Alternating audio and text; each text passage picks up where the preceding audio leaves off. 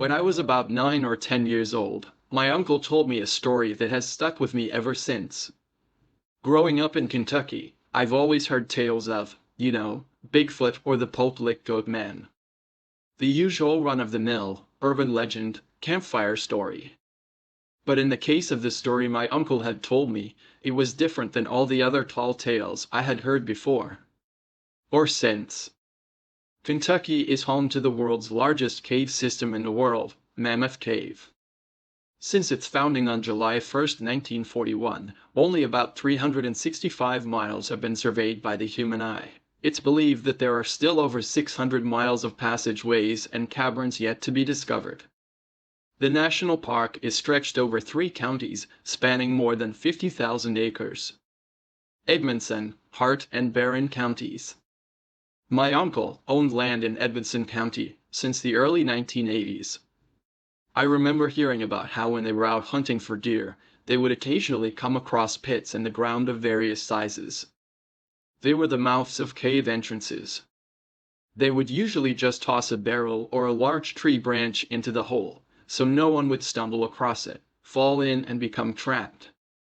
Besides wildlife, or just getting lost in the woods, there wasn't really much else you had to worry about. According to most people. This story takes place in the early 1990s, about 5 years after my uncle purchased the land.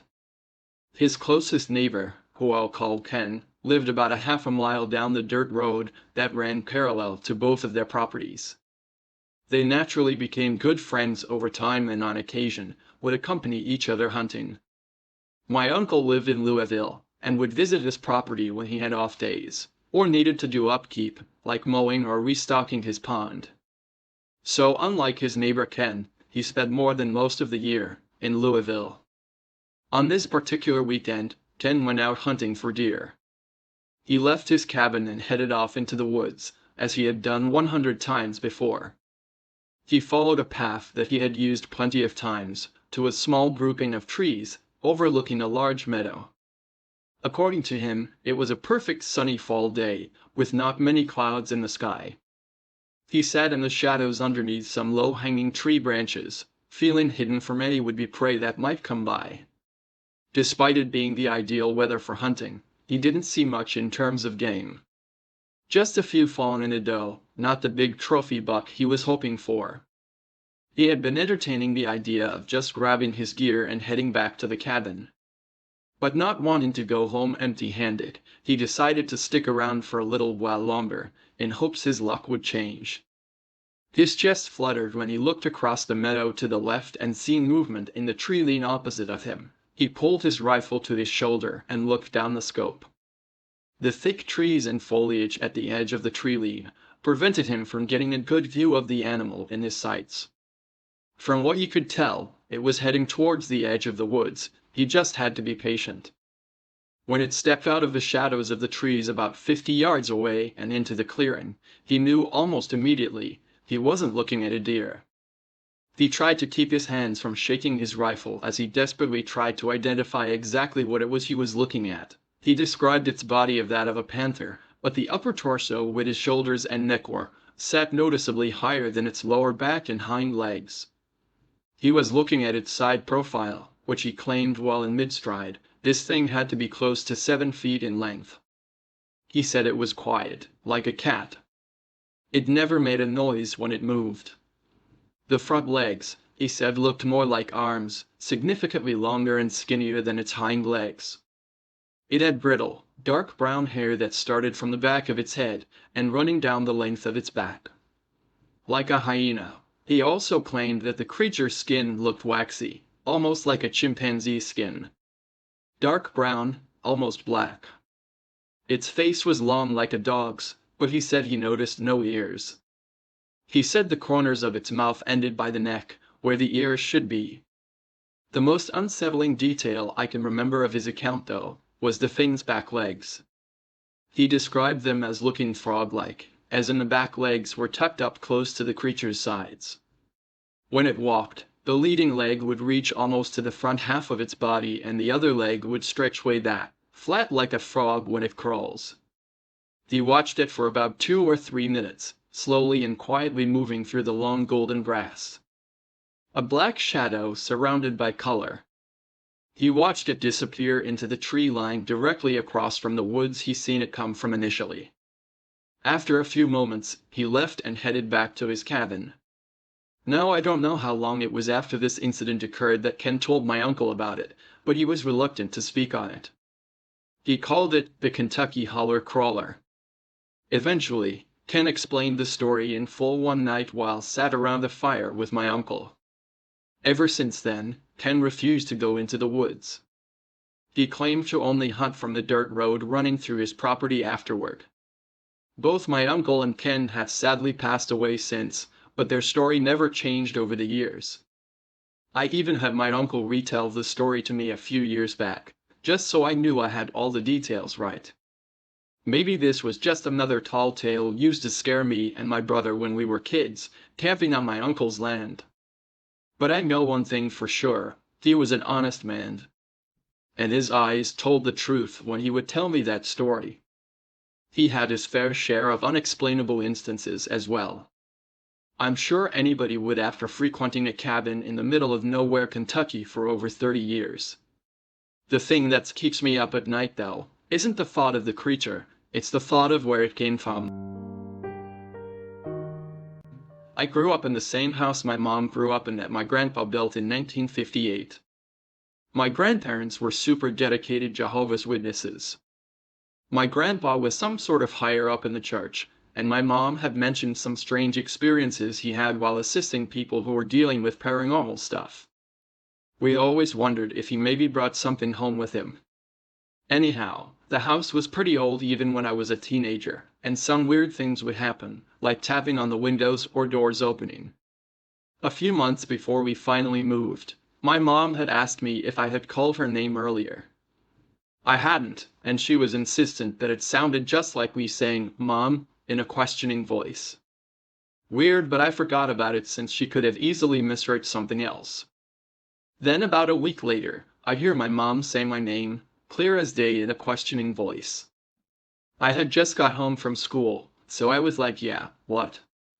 After no response, I checked to see her asleep in her room. Then a month later, same thing with my brother, but he hears our deceased grandpa's voice. Same questioning tone, same thing again when my grandma was over shortly after that. Again. Same questioning tone. All of that was about 9 years ago. Since living in our new apartment, we haven't heard any voices, but about 5 years back, my mom saw me in my room when I wasn't home, and once when I was asleep, I was awoken by a noise and rolled over to see my boyfriend kinda standing by the bottom of the bed. He works overnights at a nearby Amazon, like 5 minutes away, so sometimes he'll stop by on break to grab something. I didn't have my glasses on, so I couldn't see him well, but he just said, "It's just me, go back to sleep," so I did. I asked him the next day what he stopped by for, but he hadn't stopped by. The apartment we live in is also very old, so I'm not sure if they're two different beings or what. I wouldn't say any of it felt threatening, just very unsettling.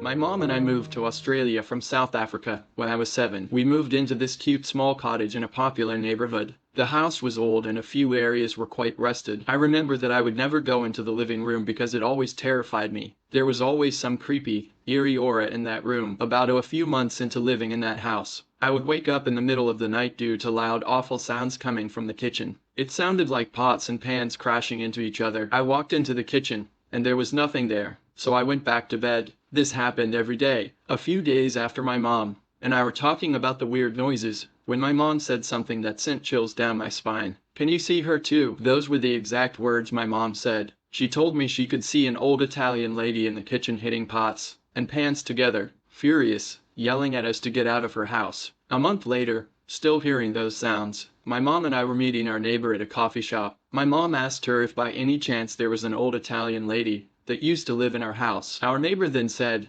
"How you know? She died the house just before you moved in." We were petrified. My mom then saw the lady again at night. She was more angry than ever. My mom told me the next morning that she told the lady we are kind and safe people and we will protect her house. We never saw her again, and the living room was no longer eerie or creepy. To this day, I still don't understand. Last summer I was at a point in my life where I didn't care about anything, so when my friend asked if I wanted to use an Ouija board with her, of course I said yes. We agreed to go to buy the board, and my friend Lily instantly started having doubts about whether we should mess with that kind of stuff. Both of us are Christians, and we're always taught that messing with that stuff was a big no. However, I assured her that all would be well, and that if it would make her more comfortable, we could buy some protecting incense to burn around the house while we played. This made her feel better and we proceeded to purchase the board. The main reason Lily wanted to use the board was because her grandmother had just passed away, and she wanted to see if she could contact her. I did warn her that if her grandmother was in heaven, she most likely wouldn't come through since the Lord wouldn't allow that. I did support her, and agreed to at least try to contact her. I had always felt something, where someone wanted to talk to me, so, being the depressed girl I was just like, come on it, bring it on demons. I also had vivid dreams, where, in every one of them, I was assaulted by demons and would end up being the mother of the Antichrist. I obviously didn't and still don't take these dreams seriously, but my friend was intrigued to see if anyone would care to explain them to me. Fast forward to her grandmother's house. Lily's grandfather wasn't there because he was taking psychical therapy for his hip, so it was just us and the board. I could tell Lily was nervous, and a small part of myself was too, but I refused to show it. I was assigned to be the guide, person that asks questions and such, so I placed myself in a comfortable position and opened the board. We asked, "Are there any spirits that would like to speak with us today?" Nothing. The planchette didn't move and everything was silent. I asked the same question about 4 or 5 times before there was movement. As soon as it moved to yes, I asked what their name was. It spelled out some sort of gibberish that I can't remember and ended up telling us it was one of my cousins that died in a fire. I knew that I didn't have any known cousins that had died in a fire, but I played along with it. At some point, the spirit started making a figure 8 across the board and counting down numbers, for which I said a stern no, before saying goodbye and moving to the next session. This same little girl kept contacting us repeatedly, except she didn't make figure 8s or count down like she had before. Lily and I both tried to figure out what the hell this thing wanted. Before we knew it, this little girl changed into a male demon named Vovo. Based on my readings about Ouija boards, I knew that this could have been Zozo. However, he swore up and down that he wasn't, but Zozo was in the room with us. Apparently Zozo wanted to harm us, but Vovo wanted to protect me, not Lily, just me, which I thought was weird. After talking with him some more, we learned that he was present in all those dreams I had been having. He was destined to be the father of said Antichrist, and claimed that he was and is deeply in love with me. Of course I thought all of this was bullshit, but Lily was excited and began asking questions. Every time she would ask something, the planchette moved to no. Eventually, she gave up and asked if he just wanted to talk with me. I agreed and continued asking questions. Apparently, there was this whole plan in hell, where I was going to be the mother of the Antichrist. Vovo was in very high ranks when it came to other demons. According to him, his rank was right below Lucifer's. All of a sudden the planchette flew to goodbye, and the board stopped all movement. Lily and I agreed to try one more time to contact her grandmother, but of course, it was Vovo again. He said he had revealed too much information and displeased Lucifer, but at the same time Lucifer wanted me to know some of this knowledge. I'm still completely skeptical at this point, so I just shrugged and said, whatever. All of a sudden, I could feel something brushing against my lips and cheeks. The feeling moved down to my breast and caused me to shiver. I yelled out, "I am not doing this," and closed the session. Then, both of us lit lavender incense and walked all around the house saying the Lord's Prayer. After that, it was getting late, so we went inside and went to bed. I don't know what made me want to use the board by myself, but the next day I thought it would be a good idea to do. Lily sat in front of me while I did it alone, and watched as the planchette moved to spell the name Vovo. After talking for a solid 2 minutes, I got creeped out and stopped. Fast forward months later, I was at my friend Kat's house with my other friend Ashley. My father had burned the board once he knew I used it, but we all wanted to use it again, so we went to purchase another board. After we started using it, Vovo was the only one to come through. He said at both of my friends and told them he only wanted me to talk. He claimed he had been watching me since I was 5 and that everything was planned. He also said that in order to get me pregnant, he was going to either do it against my will or possess my current boyfriend and do it that way. This all creeped my friends, and we stopped using it. You would think I would learn by this point, but a couple months ago I went to my other friend's house and got high with her and her friends. This was probably the stupidest thing I've done in my life, but another friend encouraged all of us to play while we were high. I don't remember any of it if I'm to be honest, but according to my friend, I was saying random things and they had contacted Vovo,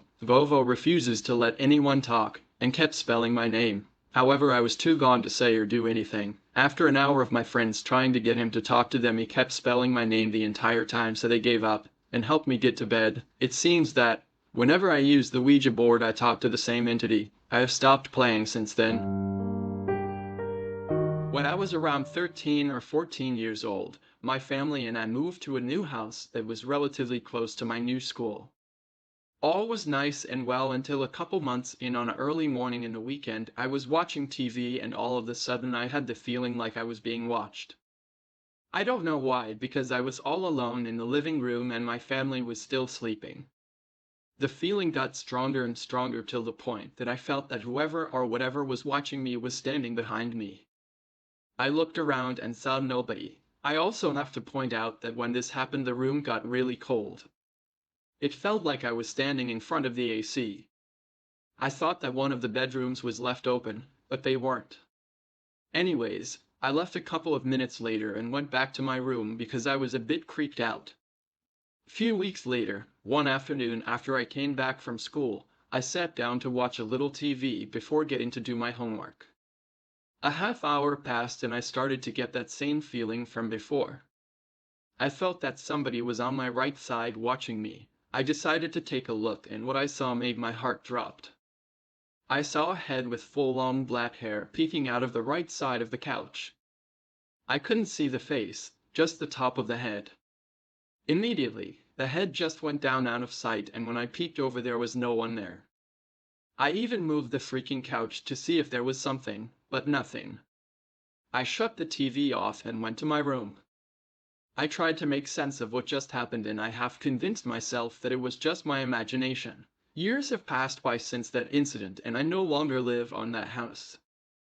I asked my parents once if they ever saw or experienced anything strange on that house, and my father told me that sometimes he would get the feeling of being watched, and that in one occasion he felt that somebody was pulling his covers at night. So that confirms that I wasn't imagining things on that house.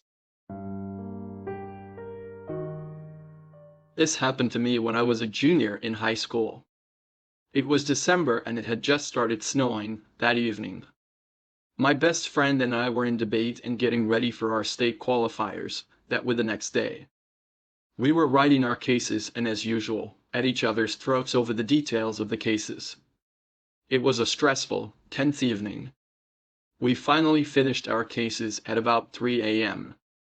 Then, we went to my room for the night. Almost as soon as we get into my room, we hear what sounds like the water turning on in the other end of the house. No big deal. Probably my parents. Then, we hear the front door open.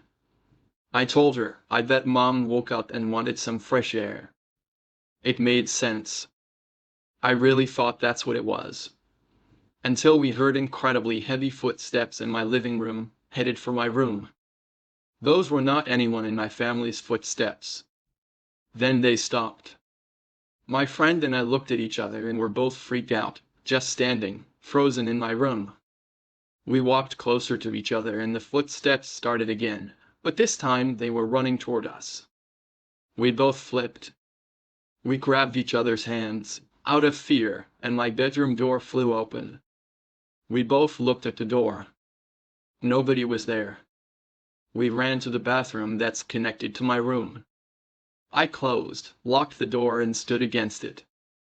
When we finally got the balls to do it, we sprinted to my parents' room, crying and hysterical. We obviously startled my parents awake. They said neither of them had gotten up. My dad grabbed his gun and looked outside.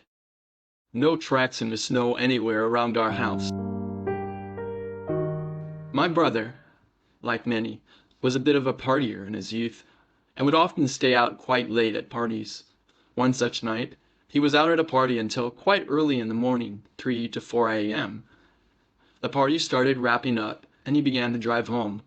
My parents' house, where we both lived at the time, was pretty far out in the country, so he had about a 15-mile drive back home. Most of that was through woods, with no buildings or even other cars in sight, particularly at that hour. He'd had a little to drink, but wasn't excessively drunk. But with it being as late as it was, and being Friday evening, where he'd worked construction the whole day earlier, he was quite tired. He was coming close to falling asleep behind the wheel not long after he left. Shortly after leaving and trying to stay awake, he noticed that there was someone sitting in his passenger seat. He was terrified and didn't want to look straight at them. But he said he could clearly see that it was a middle-aged man wearing blue jeans, a white t-shirt, and smoking a cigarette. He didn't really recognize him at all, as he was too afraid to look at him directly. As he drove down the road, the figure would lean in slightly and mumble a bit. My brother couldn't make out exactly what words he was saying, except it was something to the effect of, "You better not." The figure then would be silent for a bit longer, and then lean back over and mumble the same stuff again. The passenger was over there almost the entire ride home, at least 10 minutes or so. On the last road, on the way back, however, about 2 miles from my parents' house, my brother finally dozed off. As he did, he was picked up and thrown forward in his seat against the steering wheel. He barely managed to keep from swerving the car off the road, but when he looked, the figure was gone. Very shortly thereafterward, he got home and went to bed. In the morning, he told the whole family about it. There was a bit of speculation amongst everyone. Just who could it have been? My mother thought perhaps it was her father, our grandfather, who had passed away before my brother was born. It was also thought that it could have been a family friend who had been hit and killed by a car while stumbling across the road drunk. The area where the figure first appeared was close to where he was hit. Either way, my brother felt it was a spirit that wanted to try to help him get home that night. Knowing my brother quite well, he's not really one who likes to play pranks or make up stories. He was quite shaken by the ordeal. I don't drive that way very frequently anymore. However, if I ever am in that area at night, it always sends a bit of a shiver up my spine. I grew up in the Arctic. In the town I lived in, as long as it was a clear night, it was an extremely normal occurrence to see all sorts of strange lights move across the sky. Keep in mind the winter is long in the Arctic, which means longer amounts of time being spent under the stars. It's quite beautiful, as long as you don't mind the cold so much. Sometimes I would drive a snowmobile a few kilometers out of town, shut it down, and just lay down on the snow looking up at the majesty of it all, the only thing disturbing the silence being the occasional breeze. The northern lights are also a common occurrence. Doesn't happen every day, but often enough that they start getting ignored after a while, as long as they aren't too spectacular anyway. On one particular night, without asking my parents, I decided to go on one of my midnight drives out of town. I drove a few kilometers over the hills to find a spot devoid of light pollution from town, shut off the machine, and settled into a good spot to look up and be retrospective. It wasn't all that interesting a scene. A few satellites passing here and there, some relatively boring activity affecting the magnetic field, etc. And then I started noticing a clicking noise. At first, I thought it was the sound of the snow machine cooling down, as engine expands and contracts a lot in the cold.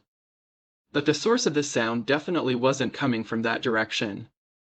My next thought was there must be an animal nearby, in which case I need to get out of there fast. You don't really want to mess with a wild animal. But the clicking is far too regular for an animal to produce it. It was barely mechanical sounding. And again, the source of the sound isn't coming from anywhere around me laterally. It was coming from up. So naturally, I look up determined to ascertain the origin of this strange noise. I see what I always see: stars, northern lights, a lazy satellite crossing the sky, all normal stuff. But before I dismiss it altogether and begin heading home, I notice something strange in the aurora borealis.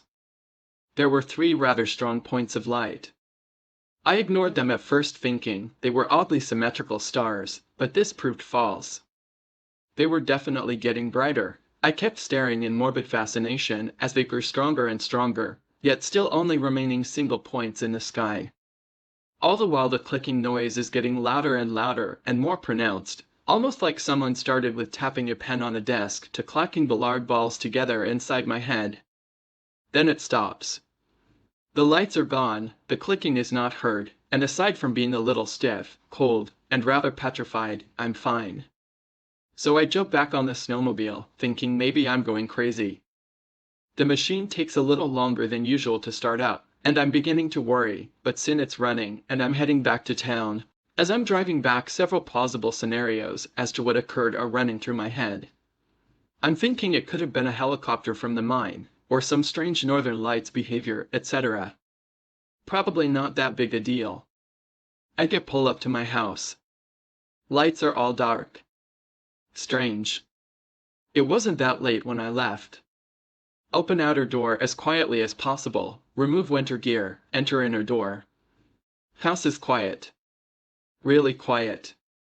My parents are teachers and are usually up late marking or watching TV. All I'm thinking is I have to get to bed without anyone noticing. Proves to be easy as I'm soon under my covers. I go to set my alarm for the next day. All of a sudden, everything makes sense. Engine hard to start, stiff, rather chilly, nobody up when I was gone what felt like relatively short period of time. It was almost 11 p.m. when I left, and now it was creeping up on 6 a.m. I stood, staring at clicking lights for almost 7 hours. I never ended up sleeping that night, and I don't go on late night snow machine rides anymore. I'm 68 years old. I've been an addict most of my adult life. When I look back and try to psychoanalyze myself as to why I continue to live this way, my thoughts always go back to a time in my life when my siblings, cousins and I started playing with a Ouija board. None of us were over 13 years old at the time, and I can't remember for the life of me where the board came from. The first time we played there were 4 of us touching the planchette. The only question I remember us asking is if they were dead. The planchette slowly moved to yes. I know I wasn't moving it, and from the look of fear on my sisters' and cousins' faces I could tell they weren't moving it either. It freaked us out so much we just let go, and as far as I know no one ever touched it again. We didn't know about closing the door, and the board was just placed in a closet, and was probably thrown out at some point. I don't really know. A couple of nights later, we tried to levitate a table. I don't know if people still do this and I can't remember the spell, as this was over 50 years ago. All I remember is that we all placed our fingertips on top of a heavy dinner table and said something. The table started rising, and when it got about 2 feet from the floor we all freaked out again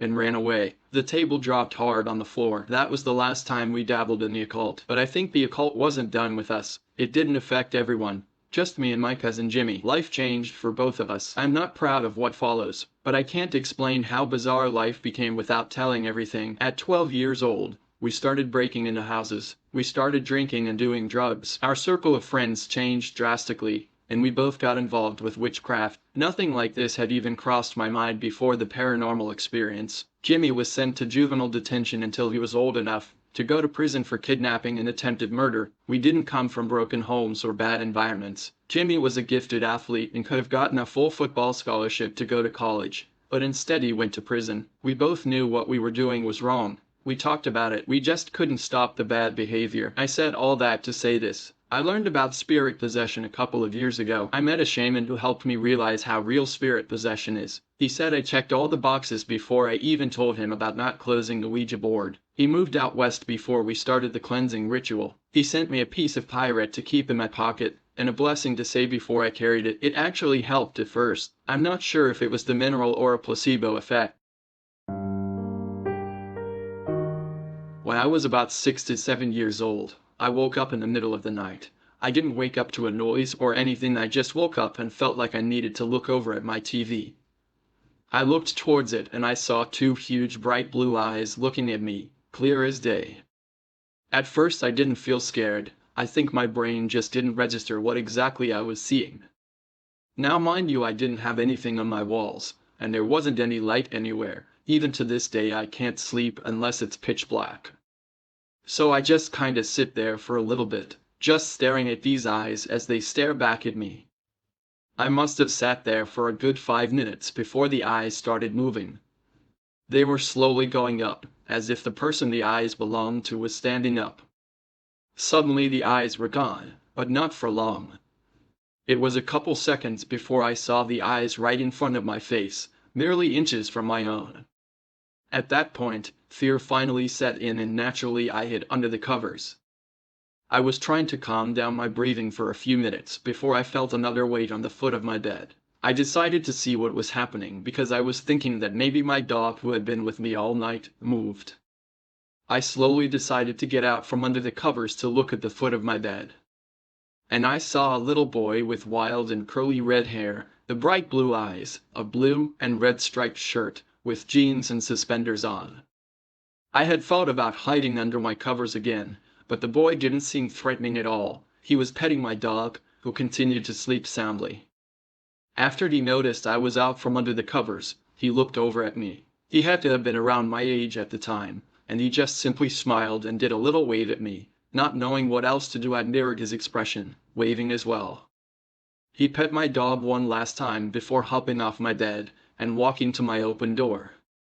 He turned around as he reached the door and waved once again until he walked out and down the hallway.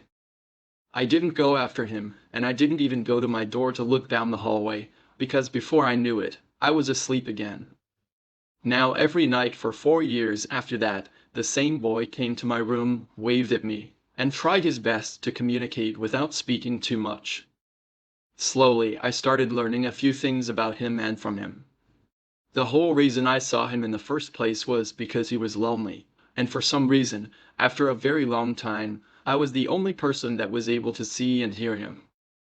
He told me I had some kind of special gift where even at such a young age and not really experiencing any life-changing trauma, I could see some spirits. Now there were other times I saw other spirits in my room, and I think my mother even saw one, but they were not exactly always pleasant. My parents even now tell me that I would talk about this boy all the time, and that I even knew his name, but no matter what, I can never remember it, even if they tell me the name 20 times over. But one night I still woke up at the same time, but he never came, he just disappeared into thin air. I learned quite a bit, and I've had a lot of weird things happen since the night he showed up, and even now I can vividly remember everything about him, except for his name. I worked as an officer at a prison for the past 12 years. One of the major skills I have learned is how to retain and recall details, which helps recount events I witness. This makes report writing much easier and is helping me recount these events here. The prison I worked at was the oldest operational in my state and was built in the 1870s, in an old style with a big brick wall that runs the prison's perimeter. The place has been updated over the years, but some areas that still operated had little done to them since it was built. When I started, the old heads told all of us that the place was haunted given everyone who had died over the years. I worked there for 8 months when I first saw something strange. That I was working overtime at night on what's called a one-on-one, where you have to watch a prisoner who is feeling suicidal and make sure he doesn't kill himself. It meant that I needed to stay up all night and check to make sure the prisoner was breathing every 15 minutes, and I had a partner who walked by every 28 minutes, so I knew I was awake. That it was about 2 a.m. and I had just used my flashlight to illuminate the cell of the prisoner I was watching and confirmed that he was breathing. I looked down to mark the check on my clipboard, and I saw movement out of the corner of my eyes. My partner had just done his round 15 minutes prior, and all the prisoners were supposed to be locked in their cells, so there shouldn't be any movement down there. I turn and see someone doing a round on the housing unit, but he isn't right. This guy is wearing a blue uniform with a Breton cap, shiny black leather belt, and has a baton in his hand. These uniforms haven't been used by my department since the 1950s, and our uniforms are not blue, they are gray and modern, whereas this one was old. That I watched this guy walk down the unit for maybe 5 seconds, and then I shook my head and slapped my face to make sure I was awake. When I looked back, there was not anyone there. The second experience happened roughly 2 years later during my normal shift. The central building of the prison I worked in is a big room called a rotunda. It has 2 floors but is open, so you can see the balcony up on the top levels, and anyone who is leaving the rotunda can be seen from the opposite side, even on the balcony. The doors into the wings that branch off of the balcony all have windows, and most of the rooms directly connected have windows also. It was maybe 2100 and I was going to the rotunda to complete some paperwork with a coworker from my sergeant, which is common. As we were opening the open barred gate to go into the rotunda, I looked up and noticed that the administrative wing lights appeared to be dimmed through the window in the door. I commented to my coworker that we would need to report that a light was out in the administrative wing.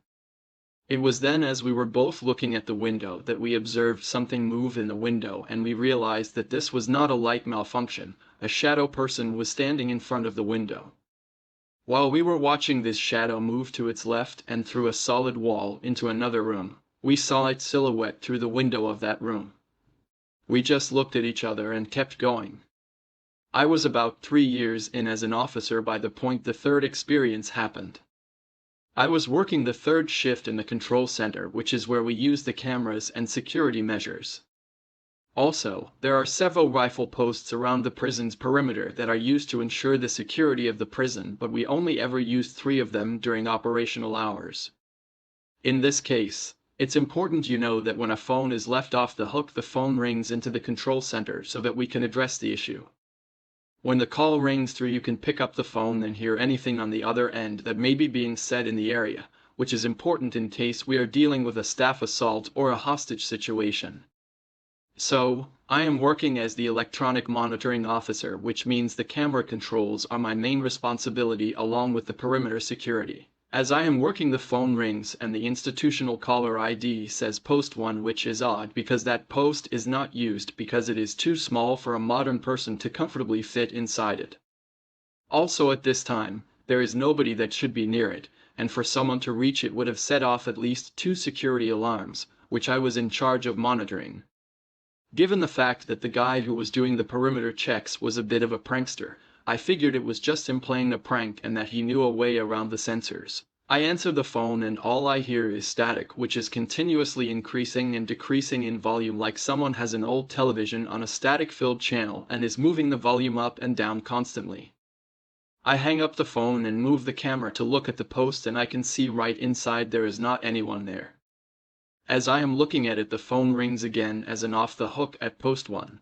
This time my lieutenant picks up the phone and after a minute walks back to me asking if the perimeter officer is playing games because he can hear mumbling blurred out by static from the one post phone. He sees that I have the camera pointed right at it and that there is no one there. The lieutenant tells me to have the perimeter officer check it because an animal may have gotten in the post and knocked the phone off the hook. The officer took a while to get there as he had been on the other side of the perimeter and he had to climb 5 flights of stairs to get there. During this time the phone has continued to ring from one post until I can see the officer opening the door, at which point the phone stops ringing. The officer opens the door with his flashlight on and calls over the radio that there is not a phone in the post. My lieutenant responds that there must be one because the calls keep coming through. In response, the officer holds up a disconnected phone line so that the camera can see it and says that that is the only thing in the post. This post has not been used since the early 80s. Like I said, it was too small of a space. The phone would still ring now and again on the third shift until we updated our phone system to an internet-based system. When the fourth experience occurred, I had been an officer for about 4 years. I was working my regular shift as the electronic monitoring officer. I went on a restroom break, which means I had to leave my post and go about 100 yards away to the nearest restroom. As I am in the restroom, I distinctively hear the sound of boots clapping on the tile floor of the hallway that leads to this restroom among other rooms in that wing. As the sound gets closer to the restroom, I can hear the large Folger keys that are clinking together on their waist as they walk. When it sounded like they were right outside the door, I called out saying, "I will be out in a minute." And I didn't hear the sounds after I said that. Thinking someone was waiting outside, I hurried up and washed my hands, not taking more than a few minutes. I opened the door and there was no one there. The hallway is long enough and has 3 entry doors that I would have heard open and close, as well as any other door in the hallway, to where they would have had issues getting out of the hallway noiselessly in the time between me calling to them and leaving the restroom. I returned to my post and asked my sergeant if he saw anyone go into the wing while I was down there. He said he didn't and asked why. Knowing that he was someone who believed in ghosts, given that he and I had talked about how he used to do independent paranormal investigations, I told him what happened. His face went slack and his eyes got large as he said, "Go check the video." I returned to my position and watched the video of that hallway, the hallway of the wing above that one, and the areas outside the wing. No one was in that area during that time except for me, and no signs of distortions. I had been an officer for about 6 years and was working my regular shift when the fifth experience happened. I was watching the medication lines after the dinner lines were done, and my sergeant was talking with me. Not like a management thing. We were friends and just wanted to have a conversation while ensuring that prisoners weren't passing meds, fighting, or worse.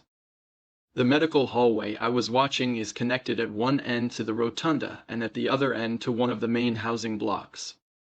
Specifically, right next to our main segregation unit. As we were talking, we heard what sounded like muffled talking from a radio.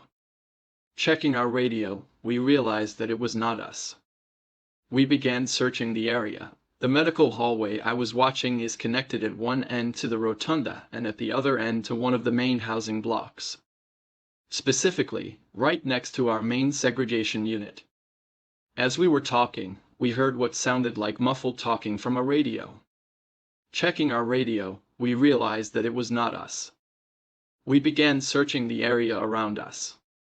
Given the location, there shouldn't be an unattended radio, so it was a security issue and of some concern. As we searched the area, we realized that the intercom system speaker for the segregation unit was making the sounds. This intercom, unlike a standard housing unit, is not used frequently, which is why we were surprised to find it transmitting sound. The sergeant points at it and says it must be broken. The switch is in the off position and the activation light is off.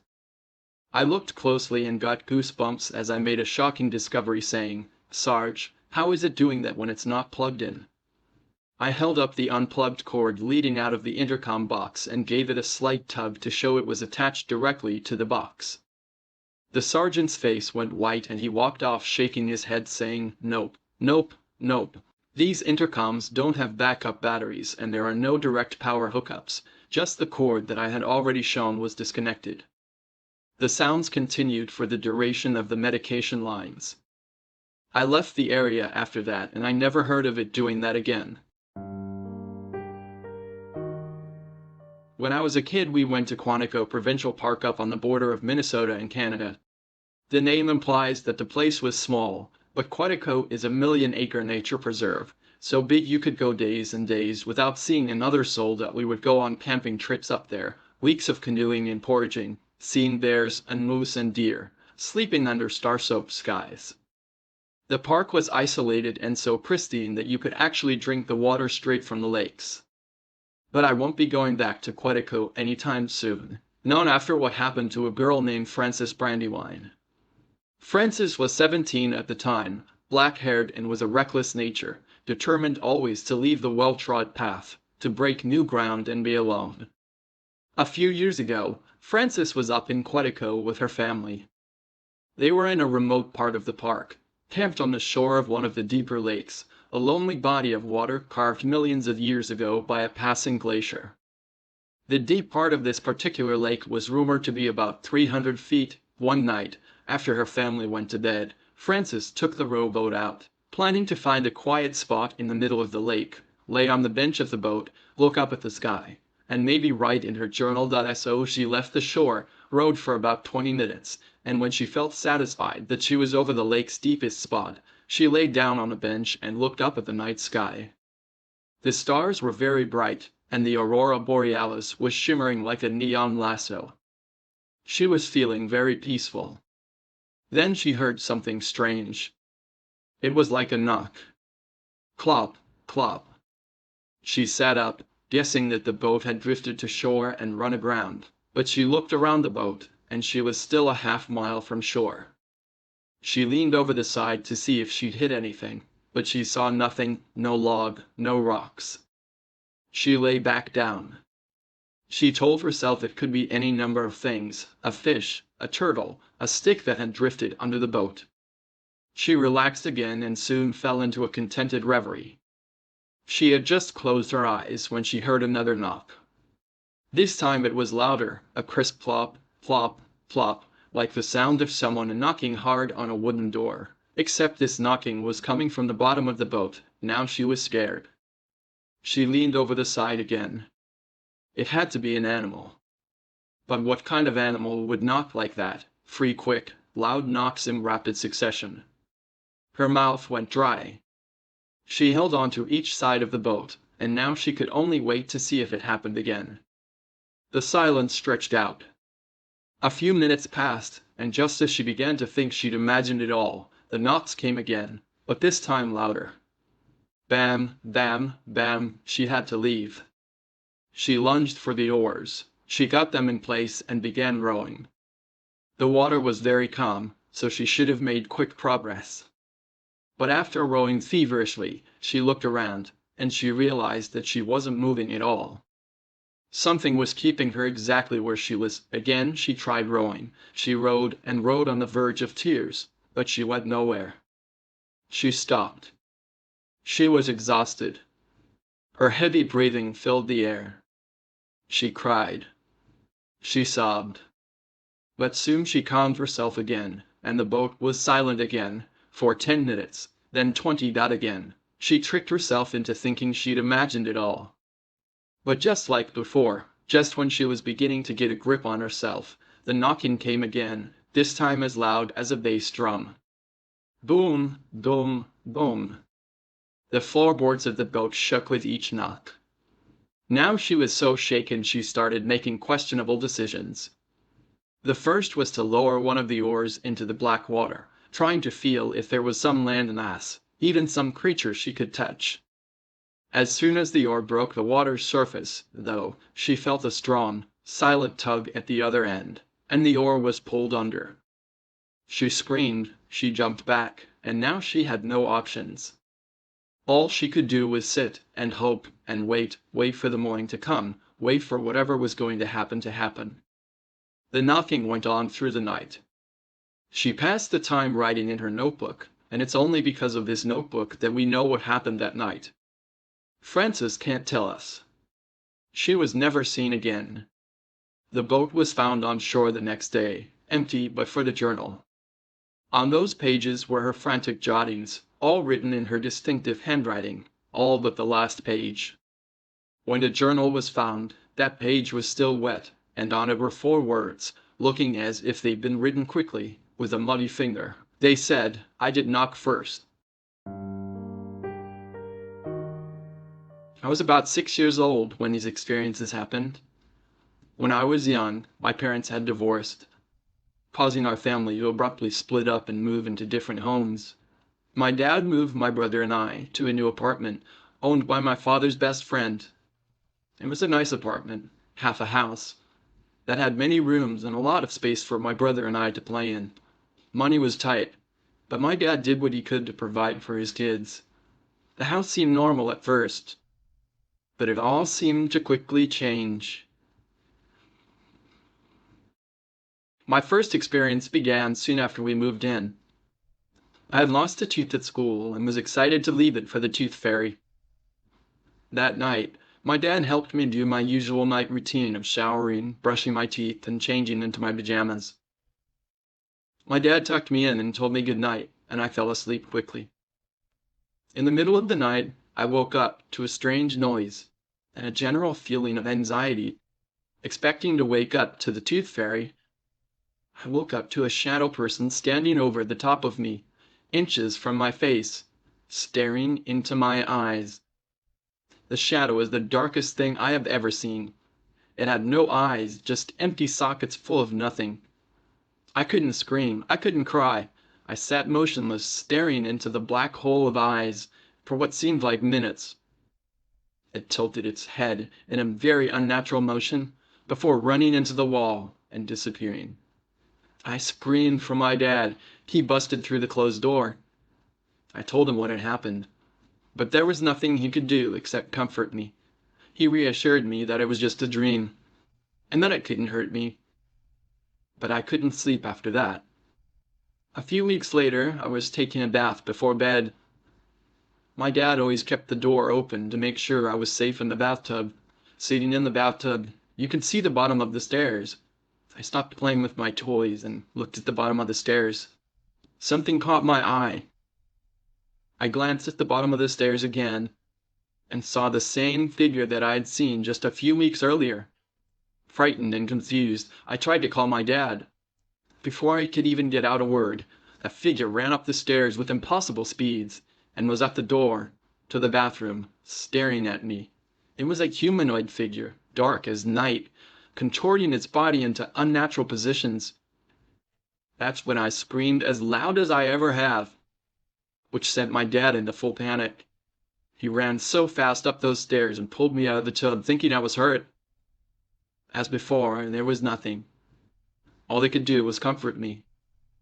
I cried for hours in pure, genuine terror. A few weeks later, my brother started to experience weird and terrifying occurrences.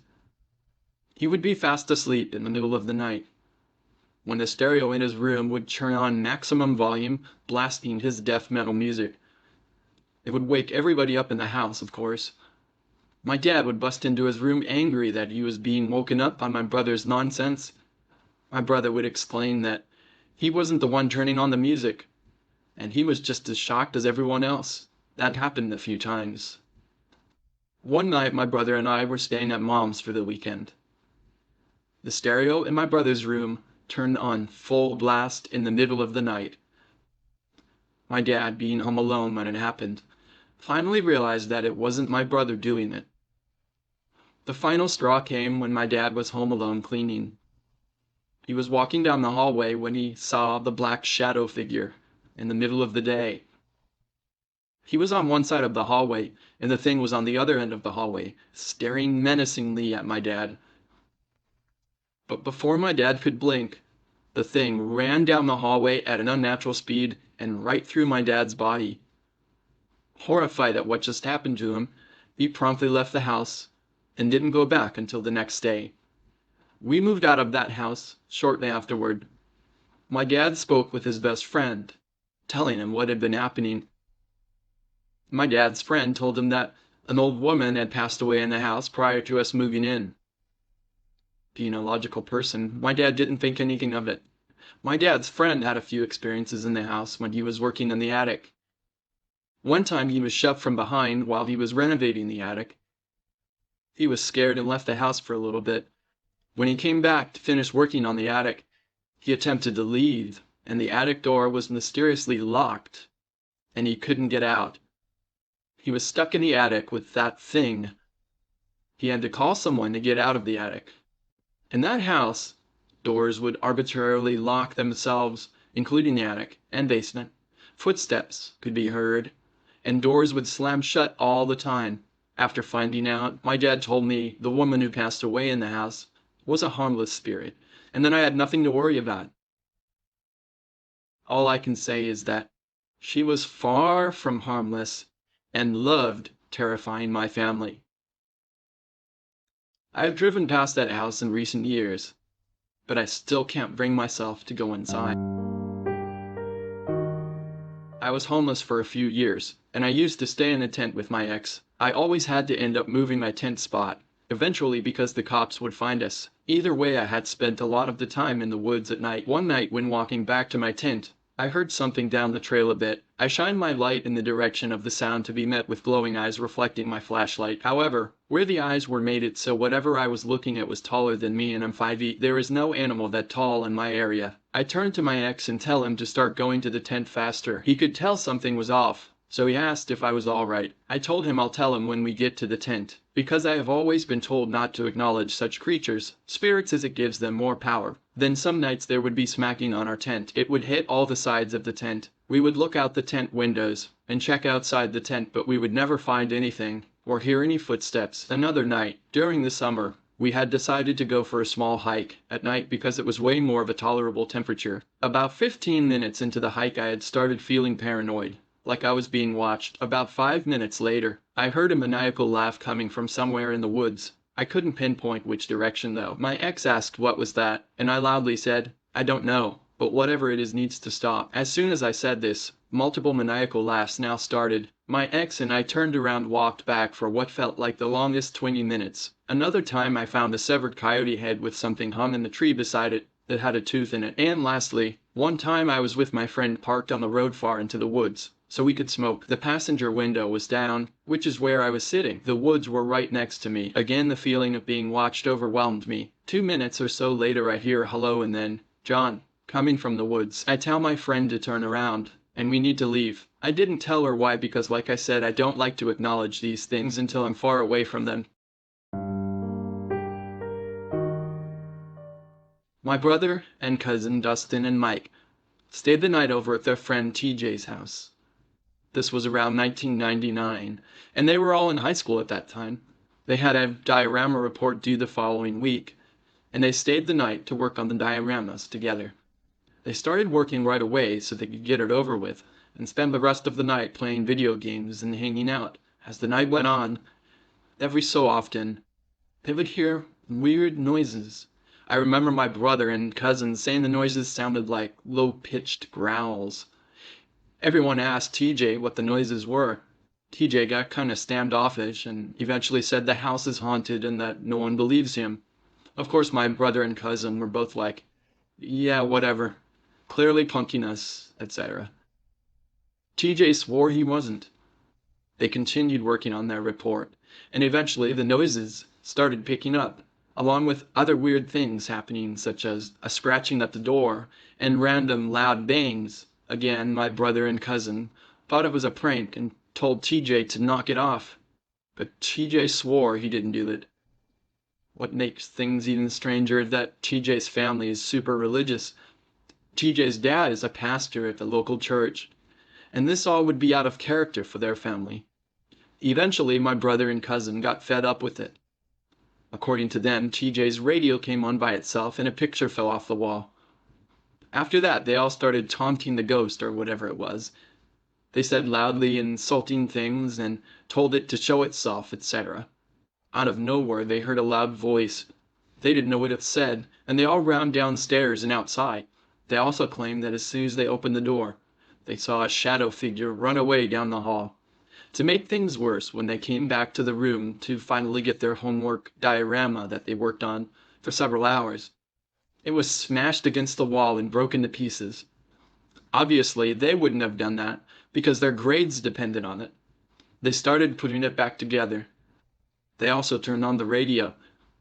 Eventually, TJ's dad burst in and claimed he heard them making a lot of noise and wanted to talk to TJ because, according to TJ's dad, who is again a pastor, it sounded like they were making noises as to what TJ's dad said were chanting.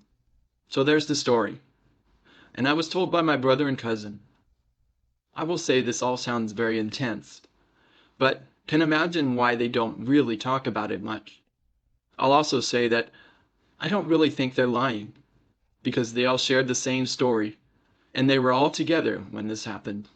TJ's family did eventually move out of that house. To this day, they all still claim this story to be true. When I was a child, I was scared of the dark. I swore to my mother I heard voices in it. They were not evil, but they were not familiar, and so they scared me. It was not uncommon in the middle of the night for me to wake up and hear whispers, as I would call them when asking my mom. She figured they were just bumps in the night and typical kids' nightmare material. I tried often to explain to her that it was more than that they sounded different from one another the way people's voices do. On some nights I would get so scared from these whispers that I would sleep in my mom's bed with her. It was an added bonus that the bathroom was directly outside of her bedroom door for my late-night tinkles. I should add at this point that when walking out into the hall to go to the bathroom, you look directly down the stairs that would lead you into my living room on the first floor, as my mom's bedroom was on the second floor. On one such night, around Christmas, I awoke and felt the need to relieve myself. I walked out from the door and distinctly heard the phrase, "Look," and to my astonishment, a red light, almost like a spotlight, was cast upon the wall at the very bottom of the stairs. The light had no other source, it was by itself, and I was transfixed by it, being a little kid, and it only being a few days from Christmas. I knew what this light was. It was Santa. How else could he get into my house to know I was being a good boy? I was so excited I began walking down the stairs to greet him, picking up my pace after the second step as it began to creep off the wall and fade into the darkness in my living room. That's when I heard him. A very strong, masculine voice. Different from the first. Not at all like my father's, not to say he isn't masculine, it was just distinctly different. It said, "Stop. Right now. Go back up those stairs." I listened, turned around, and what happened next I am not sure I would believe if someone had told me this same story. After reaching the top of the stairs, I heard a very loud crash that sent me running back to my mother's bed, where I jumped straight under the covers and stayed there the whole night. When we awoke the next morning, the poinsettia lights, little Christmas flower lights that glowed red, my mother had put on the railing down the stairs were pulled straight down to the bottom of the stairs, some broken from what seemed like a forceful tear, laying in a single pile. The dry sink in my living room had fallen from the wall. My mother could not explain it. My father was worried we had been the victims of a home invasion. My sister was crying. There was nothing missing, nobody had broken in, there did not seem to be any reason this had happened. And then I saw it, and I kept quiet about it because I was so afraid that I could not force words out of my mouth. There, on the edge of the wooden dry sink which had been facing up, were 3 indentations where the finish on the wood had been worn, almost as if in a forceful grip. Something down there had grabbed it and threw it down. That was what the bang was, that I was mortified. After that day I never heard a single voice again. I do not like to imagine what was waiting downstairs for me that night, if it was anything at all, but I can tell you that the reality was that something had physically acted upon 2 things in my house near the bottom of that stairwell. After this, I had never heard another whisper again. Which is sad, because in some ways I would have liked to thank the man, it was a masculine energy, that had stopped me from going down those stairs. This happened when I was 7. I am 20 years old now, and because of this incident I am still afraid of the dark.